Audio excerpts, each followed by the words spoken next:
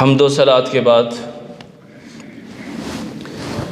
after the praise of Allah subhanahu wa ta'ala and sending salutation upon Muhammad Kareem sallallahu ta'ala alayhi wa ala alihi wa sahbihi wa baraka wa sallama and his all, the blessed member of his family and all companions of Rasul Kareem sallallahu ta'ala alayhi wa sallama, I would like to thank to my brother Muhammad Tawheed Mehirban who invited me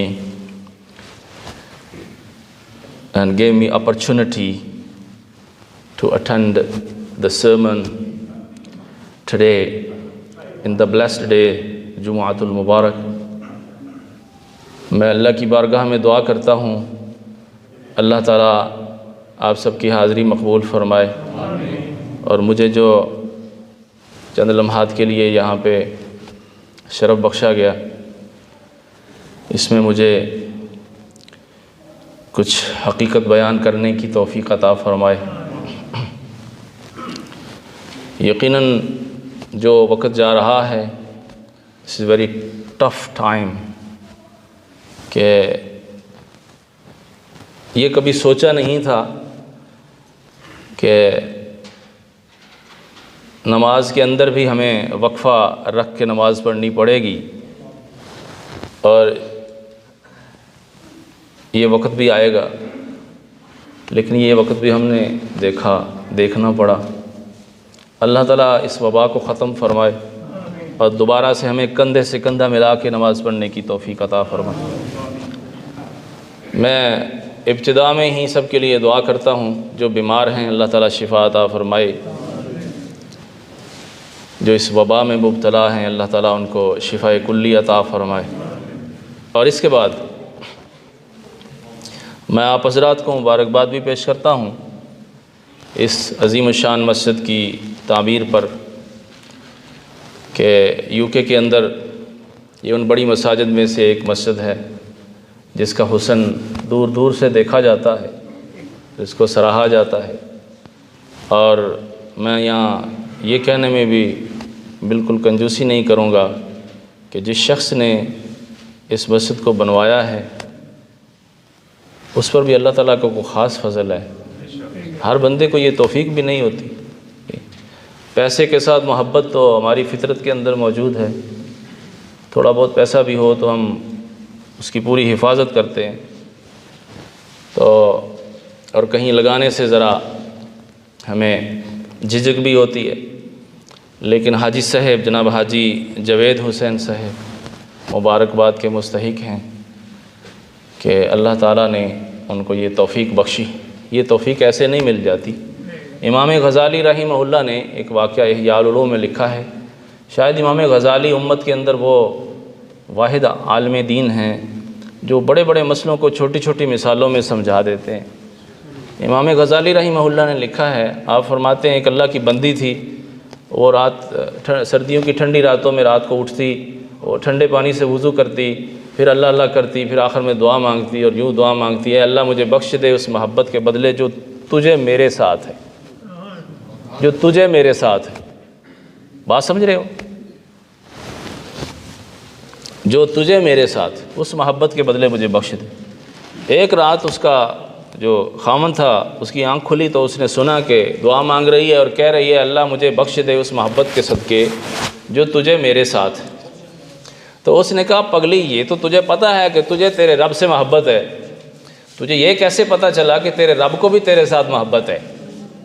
تو یہ کہہ رہی ہے کہ اللہ مجھے اس محبت کے بدلے اس محبت کے صدقے بخش دے جو تجھے میرے ساتھ ہے۔ تو تجھے کیسے پتہ چلا کہ اس مالک کو تیرے ساتھ محبت ہے؟ توجہ ہے نا آپ کی؟ تو وہ کہنے لگی یہی بات تو سمجھنے والی ہے، اگر تجھے سمجھ آ جائے تو بھی ٹھنڈی راتوں میں اٹھ کے ٹھنڈے پانی سے وضو کرے، تو بھی یہی کام کرے اگر تجھے یہ بات سمجھ آ جائے۔ اس نے کہا اگر میرے مالک کو میرے ساتھ محبت نہ ہوتی تو وہ مجھے اٹھنے کی توفیق نہ دیتا۔ اس نے مجھے سردی کی ٹھنڈی راتوں میں اگر اٹھنے کی توفیق بخشی ہے اور اپنے سامنے سجدہ ریزیوں کی توفیق دی ہے تو یہ محض اس کی محبت ہے، یہ اس کی محبت کی علامت ہے کہ اس نے مجھے یہ کام کرنے کی توفیق دی ہے۔ حاجی صاحب کو مبارکباد پیش کرتا ہوں. یہ کام ہر ایک سے نہیں لیے جاتے. کوئی بندہ اللہ تعالیٰ نے منتخب کیا ہے ازل میں ہی، میں نے اپنے دین کا یہ کام اس سے لینا ہے، میں نے اپنے دین کا یہ کام اس سے لینا ہے. اللہ نے بندے منتخب ازل میں ہی فرما لیے تھے. تو حاجی صاحب خوش نصیب ہیں، انہوں نے اپنا سارا سرمایہ مسجد پہ لگا دیا. اللہ تعالیٰ اس سے بھی زیادہ خوبصورت، یقیناً وہ خوبصورت محل ہوگا جو جنت میں ان کو عطا کیا جائے. اس کے بدلے میں اللہ تعالیٰ ان کی دینی دنیاوی پریشانیوں کو دور فرمائے. اور ساتھ ساتھ یہ بھی دعا کرتا ہوں کہ اللہ تعالیٰ اس خوبصورت مسجد کے اندر جو آپ کے خوبصورت ائمہ اور خطباء ہیں اور مقررین ہیں، بے مثل علماء ہیں، حضرت علامہ قبلہ بشیر خان صاحب مدظ اللہ العالی تشریف فرما ہیں، ان کے ساتھ ساتھ جناب حضرت علامہ میرے بہت ہی محترم المقام جناب حضرت علامہ قبلہ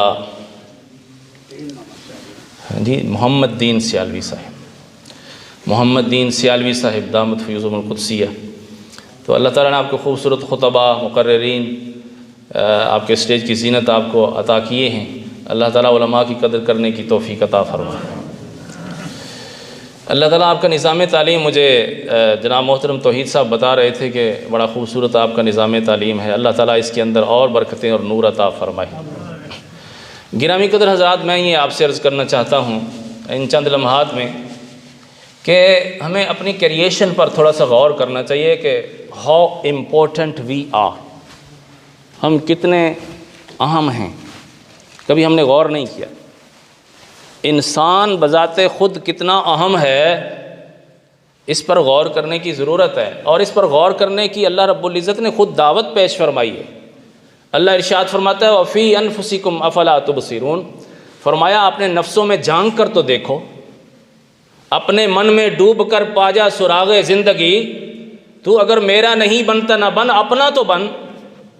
یہ انسان کے اندر جو اللہ تعالیٰ نے ایک جہان آباد کیا ہے، اگر کوئی بندہ اس کو سمجھ لیتا ہے اور اس کی معرفت حاصل کر لیتا ہے تو یقیناً اس کو خدا کی معرفت حاصل ہو جاتی ہے.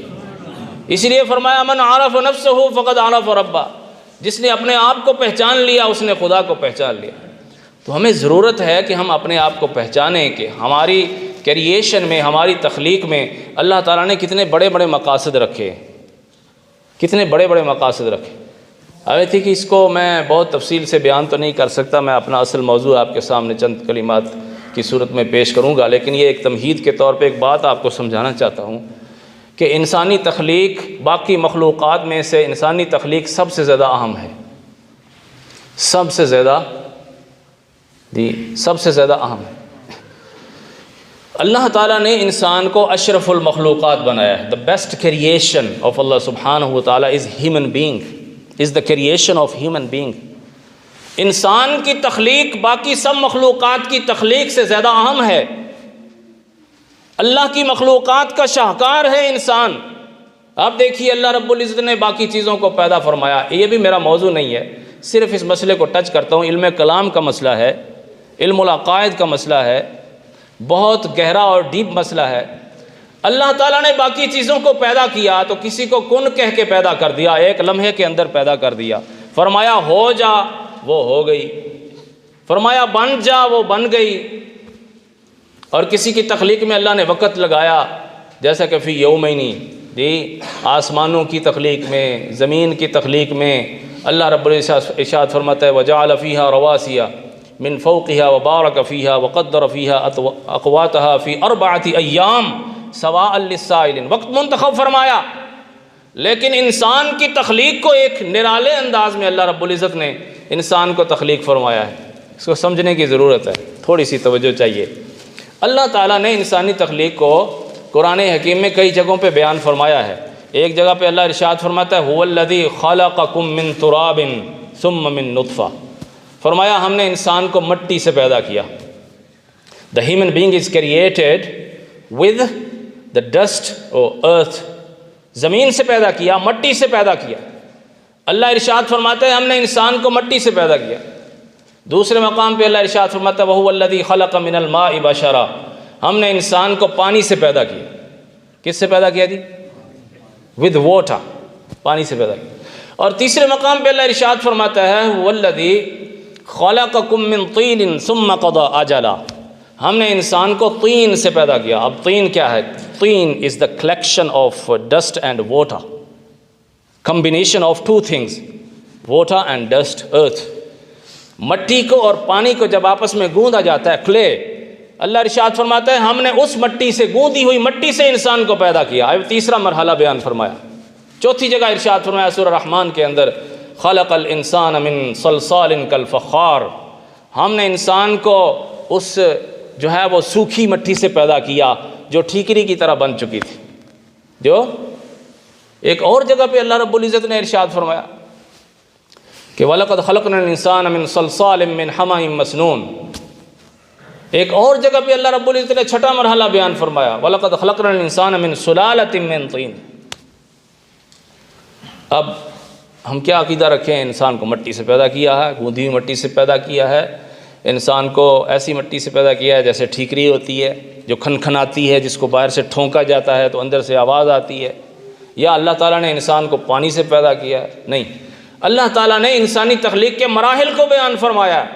فرمایا پہلے ہم نے سوکھی مٹی کا انتظام کیا, سوکھی مٹی کا انتظام کیا, پھر اس کے اندر ہم نے پانی ڈالا, اور اس کے بعد اللہ ارشاد فرماتا ہے خلقت بیدی, پھر میں نے اپنی قدرت کے دونوں ہاتھوں سے اس کو گوندھا, قدرت کے دونوں ہاتھوں سے اس کو گوندھا, اور پھر اس کو جو ہے وہ اپنے نور قدس کی حرارت دے کر اس کو خشک کیا, اور جب وہ ٹھیکری کی طرح ہو گئی, صبغۃ اللہ ومن احسن من اللہ صبغہ, پھر میں نے اپنے اس پر رنگ چڑھائے, اور رنگ چڑھا کے میل کچیل ساری دور کی اور ساری بدبو ختم کی, اس کے اندر خوشبوئیں پیدا فرما دیں. فرمایا وَلَقَدْ خَلَقْنَا الْإِنسَانَ مِنْ سُلَالَةٍ مِّن طِينٍ, پھر ہم نے اس پاکیزہ مٹی سے انسان کو پیدا کیا. یہ سمجھنے کی ضرورت ہے کہ اللہ تعالیٰ نے انسانی تخلیق کو اتنے مراحل سے کیوں گزارا, کیونکہ انسان اشرف المخلوقات ہے. اللہ نے انسان سے وہ کام لینا ہے, اللہ رب العزت نے انسان سے وہ کام لینا تھا جو کسی اور مخلوق سے نہیں لینا تھا. اس لیے اللہ تعالیٰ نے انسان کو بنانے میں اتنے جو ہے وہ مراحل سے اس کو گزارا اور اس کی تخلیق کو پورا کیا. اللہ رب العزت نے انسان سے کیا کام لینا تھا؟ انسان جو ہے وہ اشرف المخلوقات ہے. اللہ تعالیٰ نے جب انسان کو پیدا کیا تو پھر اس کی تخلیق کا مقصد بھی بیان فرمایا. اللہ ارشاد فرماتا ہے وَمَا خَلَقْتُ الْجِنَّ وَالْإِنسَ إِلَّا لِيَعْبُدُونَ, کہ ہم نے یہ جو انسان بنایا ہے اس کو اشرف المخلوقات بنایا ہے, اس کی تخلیق کا مقصد کیا ہے؟ فرمایا اس کی تخلیق کا مقصد یہ ہے کہ یہ اللہ کو پہچانے, یہ اللہ کی صحیح معنوں میں عبادت کرے. اب آپ بتائیے, اللہ کی معرفت اور اللہ رب العزت کے سامنے سر بسجود ہونا اور اللہ کی عبادت کرنا کیا بغیر علم کے ہو سکتا ہے؟ بغیر علم کے نہیں ہو سکتا. خدا کی معرفت بغیر علم کی حاصل نہیں ہوتی. اللہ رب العزت نے اس معنی کو بھی قرآن حکیم کے اندر بیان کیا ہے, جس کو حضرت شیخ سعدی رحمۃ اللہ تعالی علیہ نے 2 لفظوں میں بیان کیا ہے کہ بے علم نتواں خدا را شناخت, کہ بغیر علم کے خدا کی شناخت اور معرفت حاصل نہیں ہو سکتی. اللہ ارشاد فرماتا ہے وما خلقت الجن والانس الا لیعبدون, کہ ہم نے جن و انس کو اس لیے پیدا کیا کہ وہ ہماری معرفت حاصل کریں. الا لیعرفون, فرمایا وہ ہماری معرفت حاصل کریں, اور معرفت بغیر علم کے نہیں ہوتی. معرفت بغیر علم کے نہیں ہوتی, تو علم پھر کیسے حاصل کیا جائے گا؟ اب میں آیا ہوں اپنے اصل مسئلہ کی طرف کہ انسانی تخلیق کا مقصد اللہ کی معرفت ہے, اللہ کی عبادت ہے, اور یہ عبادت بغیر علم کے ممکن نہیں ہے. اور علم کے 3 اسباب ہیں. کتنے ہیں جی؟ There are 3 sources of علم, gaining the knowledge. علم حاصل کرنے کے 3 ذرائع ہیں جس کو علم کلام کی کتابوں میں بیان کیا گیا. فرمایا اسباب العلم 3 العقل السلیم والحواس الخمسۃ والخبر الصادق. فرمایا ایک چیز, ایک سبب وہ عقل سلیم ہے, صحیح عقل جو صحیح سوچتی ہے, جی جو صحیح یعنی کریکٹ تھنکنگ, پرفیکٹ تھنکنگ, جو صحیح عقل ہوتی ہے, جس کے اندر کوئی خلل نہیں ہوتا, جس کے اندر کوئی بیماری نہیں ہوتی, جس کے اندر کوئی علت نہیں ہوتی, ایسی سلیم عقل جو ہے وہ علم کا پہلا ذریعہ ہے. دوسرا ذریعہ علم کا الحواس الخمسۃ, یہ ہمارے حواس خمسہ ہیں، 5 senses، یعنی when we feel something by touching، ہم فیل کرتے ہیں، ہمیں معلوم ہوتا ہے جیسے یہ ہاٹ ہے اور یہ کولڈ ہے، محسوس کرتے ہیں نا ہاتھوں کے ذریعے سے، جی یہ کھردری ہے، یہ ملائم ہے، کرتے ہیں نا محسوس۔ تو ایک یہ اسمیل کے ذریعے، ٹیسٹ کے ذریعے، لسننگ کے ذریعے، اور واچنگ، سینگ سم تھنگ، دیکھنے کے ذریعے، سننے کے ذریعے، اور ٹیسٹ کے ذریعے، اور اسمیل کے ذریعے، اور محسوس کرنے کے ذریعے۔ یہ 4 چیزیں ان کو کہتے ہیں حواس خمسہ۔ ان کو کیا کہتے ہیں جی؟ حواس خمسہ۔ یہ علم کا دوسرا ذریعہ ہے، اس ذریعے سے علم حاصل کیا جاتا ہے۔ اور تیسرا ذریعہ جو علم کا ہے وہ ہے الخبر الصادق۔ کیا ہے جی؟ الخبر الصادق، سچی خبر۔ میرے دوستو، مختصر یہ کہ عقل بھی غلطی کر سکتی ہے، حواس بھی غلطی کر سکتے ہیں، کسی بیماری کی وجہ سے کبھی آدمی کوئی چیز فیل نہیں کرتا۔ مثال کے طور پہ کسی شخص کو بہت بخار ہو، جیسے کووڈ کا جو ایک سائن بھی ہے کہ کسی کو یہ مسئلہ ہو جائے، اللہ نہ کرے کسی کو یہ ہو جائے تو اس کا ٹیسٹ جو ہے وہ بدل جاتا ہے نا ایسا؟ تو ٹیسٹ میں بھی غلطی ہو سکتی ہے، حواس کے اندر بھی غلطی ہو سکتی ہے، اور عقل بھی غلطی کھا سکتی ہے۔ لیکن خبر صادق ایک ایسا علم کا ذریعہ ہے کہ اگر خبر صادق سے مراد قرآن یا حدیث لیا جائے تو پھر غلطی کا اندیشہ نہیں ہے۔ نہیں سمجھے آپ؟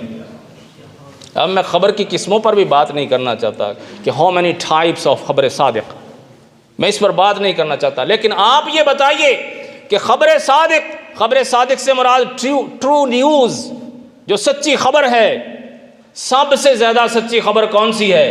اللہ کا کلام ہے۔ کیا ہے جی؟ اللہ کا کلام ہے نا، قرآن حکیم ہے۔ قرآن حکیم سے زیادہ سچی خبر کوئی نہیں، ایسا ہی نا؟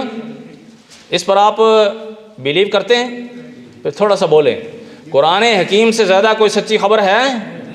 قرآن سب سے زیادہ سچی خبر ہے، یہ اللہ کا کلام ہے، یہ علم یقینی کا فائدہ دیتا ہے۔ اس کے بعد حدیث پاک کا مرتبہ ہے، میرے آقا علیہ الصلوۃ والسلام کے اقوال ہیں، میرے آقا علیہ الصلوۃ والسلام کی سنت ہے، اس کا درجہ دوسرے نمبر پہ ہے، پہلے نمبر پہ قرآن ہے۔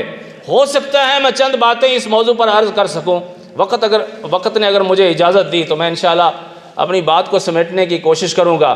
اللہ رب العزت نے اپنا کلام جو ہمیں عطا فرمایا اپنے محبوب علیہ الصلوۃ والسلام کے ذریعے سے، اب قرآن کی تعریف جاننا بھی ضروری ہے۔ قرآن کہتے کس کو ہیں؟ اصولیوں نے جو قرآن کی تعریف بیان کی ہے، آپ فرماتے ہیں القرآن ہوا کلام اللہ المنزل علی الرسول صلی اللہ علیہ وسلم المکتوب فی المصاحف المنقول عنہ نقلا متواترا بلا شبہۃ۔ کہو نا سبحان اللہ۔ قرآن اللہ کا کلام ہے، قرآن از دا اسپیچ آف اللہ سبحانہ و تعالی۔ لیکن اللہ تعالیٰ قرآن حکیم کے اندر قرآن حکیم کے ایک اور تعریف بھی بیان فرماتا ہے۔ اللہ ارشاد فرماتا ہے فلا اقسم بالخنس الجوار الکنس واللیل اذا عسعس والصبح اذا تنفس انہ لقول رسول کریم۔ فرمایا قرآن کلام میرا ہے لیکن قول میرے محبوب کا ہے، قول میرے محبوب کا ہے۔ اب آپ بتائیے قول کو قائل سے جدا کیا جا سکتا ہے؟ قول کو قائل سے جدا نہیں کیا جا سکتا، کیونکہ قول قائل کی صفت ہوتی ہے، اور صفت بغیر موصوف کے موجود نہیں ہوتی۔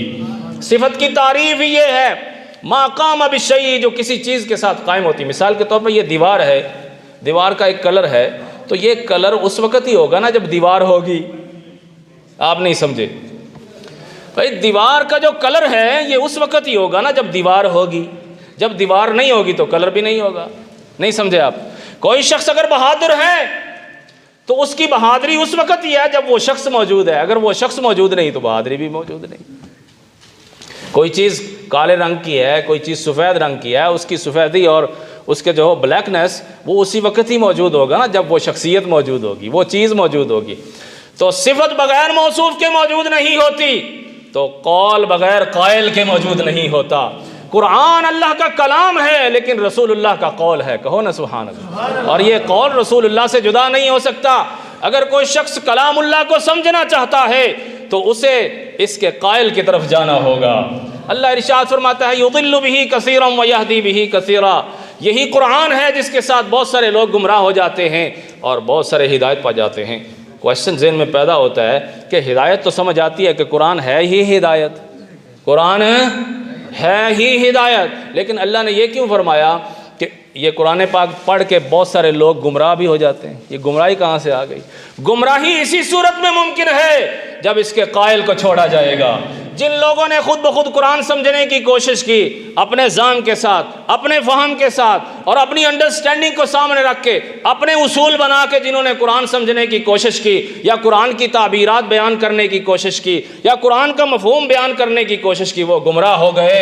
اور جنہوں نے قرآن حکیم اس کے قائل کی طرف متوجہ ہو کر ان کے قدموں میں جا کر حضور آقا علیہ الصلوۃ والسلام کی سنت کو سامنے رکھ کے قرآن کو سمجھنے کی کوشش کی، قرآن ان کی سمجھ میں آیا اور قرآن ان کے لیے ہدایت بن گیا۔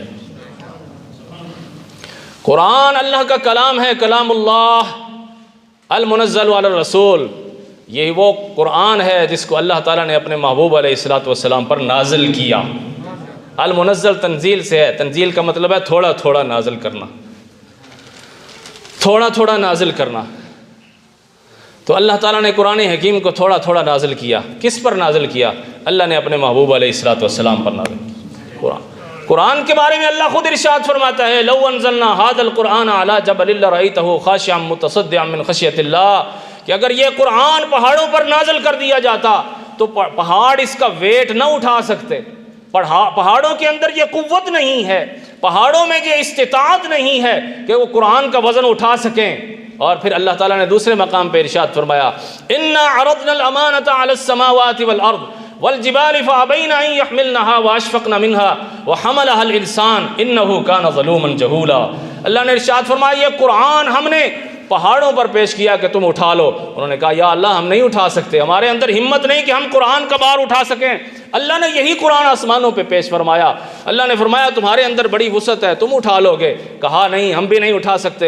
اللہ تعالیٰ نے یہ قرآن زمین پر پیش کیا کہ اس کے اندر بڑی وسعت ہے، اس نے بڑے بڑے پہاڑ اٹھا رکھے ہیں، اس نے کتنا ویٹ اٹھا رکھا ہے، شاید یہ قرآن کو اٹھا لے۔ زمین نے بھی انکار کر دیا، فَأَبَيْنَ أَن يَحْمِلْنَهَا وَأَشْفَقْنَ مِنْهَا وَحَمَلَهَا الْإِنسَانُ۔ حضرت امام ربانی مجدد الفسانی شیخ احمد سرہندی رحمۃ اللہ تعالی علیہ اس آیت کی تفسیر میں فرماتے ہیں کہ یہاں جو وَحَمَلَهَا الْإِنسَانُ کے اندر لفظ انسان ہے، یہ عام انسان نہیں ہے، یہ خاص انسان ہے جن کا نام نامی اسم گرامی محمد الرسول اللہ۔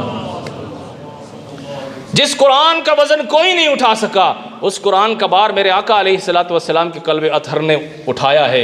اس سے یہ معنی نکلا کہ میرے آقا علیہ الصلوۃ والسلام کے دل میں وہ مضبوطی ہے جو پہاڑوں میں بھی نہیں ہے، میرے آقا علیہ الصلوۃ والسلام کے قلب اطہر کے اندر وہ مضبوطی ہے اور وہ وسعت ہے اور وہ طاقت ہے جو آسمانوں میں بھی نہیں ہے، جو زمین میں بھی نہیں ہے، جو پہاڑوں میں بھی نہیں ہے۔ اللہ تعالیٰ نے وہ کلام اپنے محبوب علیہ الصلوۃ والسلام کے قلب اطہر پر اتارا۔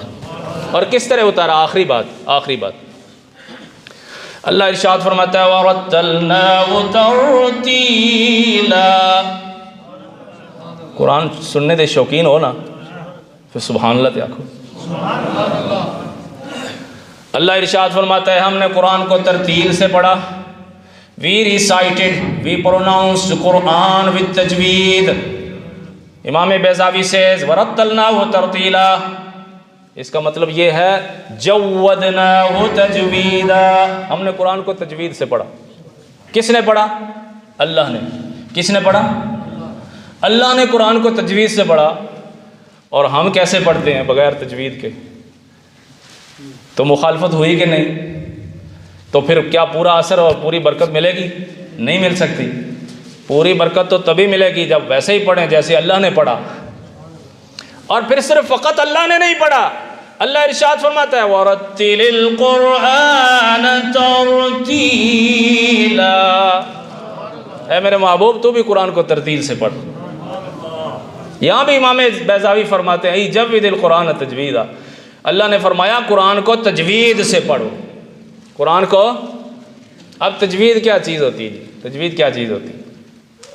تجوید یہ ہوتا ہے pronouncing the letters from the original places, right origin, مخرج with all attributes، اس کو کہتے ہیں تجوید۔ اگر ایک حرف حلق سے ادا ہوتا ہے، تھروٹ سے، تو اس کو وہیں سے ادا کیا جائے اور اس کی جو کوالٹیز ہیں اور اس کی ایٹریبیوٹس جو ہیں وہ اس کے اندر پوری ادا کی جائیں اس حرف کے اندر، تو اس کو کہتے ہیں تجوید۔ قرآن حکیم کا ہر حرف اس کے اصلی مخرج سے اور صفات لازمہ و عارضہ کے ساتھ ادا کیا جائے تو اس کو کہتے ہیں تجوید۔ اور تجوید سے پڑھنا کیا ہے جی؟ فرض۔ کیا ہے؟ دس از obligatory upon every reciter of the holy Quran۔ جو بھی قرآن پڑھے گا تجوید سے پڑھنا فرض ہے۔ تجوید سے پڑھنا کیا ہے؟ فرض ہے۔